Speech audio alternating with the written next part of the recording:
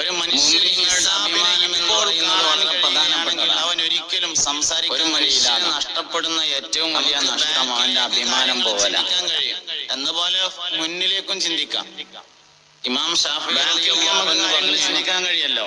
അഭിമാനം കളഞ്ഞിട്ടുള്ള നമുക്ക് എല്ലാവർക്കും ഓർമ്മയുണ്ട്. ഒരു ഇറക്ക് പച്ചവെള്ളം പോലും നീ കുടിക്കണ്ട ഓർമ്മയുണ്ടല്ലോ. അങ്ങനെ ആലോചിച്ചും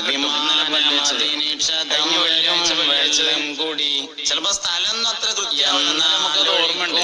അന്ന് ഒരു മാസം മുമ്പ് ഓർമ്മ വരും. അങ്ങനെ ഫ്രണ്ടിക്ക് ഓർമ്മ വരും. എന്നാണ് പറയുന്നത് ഒരു മനുഷ്യനെ ഇപ്പോൾ അഭിമാനത്തിൽ ക്ഷതമാണെങ്കിൽ ഒരാൾക്ക് വെള്ളം സംസാരം കുടിക്കാതെ മരിക്കാനാണ് ഏറ്റവും നല്ലത്. അല്ലാഹുവിന് മാത്രമായി അത്രയും പ്രധാനപ്പെടുന്ന ദിവസമാണ് മഹ്ശർ എന്ന് പറയുന്നത്.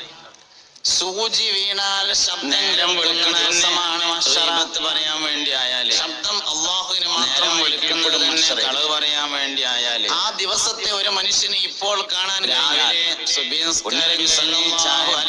പോണതന്നെ പറഞ്ഞു മറ്റുള്ളവരെ പരിഹസിക്കാനായാൽ, 3 സന്ദർഭത്തിൽ എല്ലാ മനുഷ്യരുടെയും പോണതിൽ വിറച്ചു പോകുമായാല് നമ്മുടെ ദീനീ പ്രവർത്തനങ്ങൾക്കൊന്നും ഒരർത്ഥമില്ലാതെ കൈകാലുകൾ വിറക്കുന്ന ആ 3 സന്ദർഭങ്ങൾ നാളെ മഹ്ശറ സദസ്സിൽ വെച്ച് അല്ലാഹുവിന്റെ കല്ലുകൾ വിതരണം ചെയ്യുന്ന സമയത്ത് അതിങ്ങനെ വായിലിട്ട് മനുഷ്യരുടെയും കൈകാലുകൾ ചോദിച്ചു, അല്ലയോ സിദ്ദീഖുൽ അക്ബർ, നന്മയും തിന്മയും എഴുതിയ ഏടുകൾ തൂങ്ങുന്ന വായിൽ കല്ലിട്ട് നടക്കുന്നത് ചോദിച്ചപ്പോൾ പറഞ്ഞു,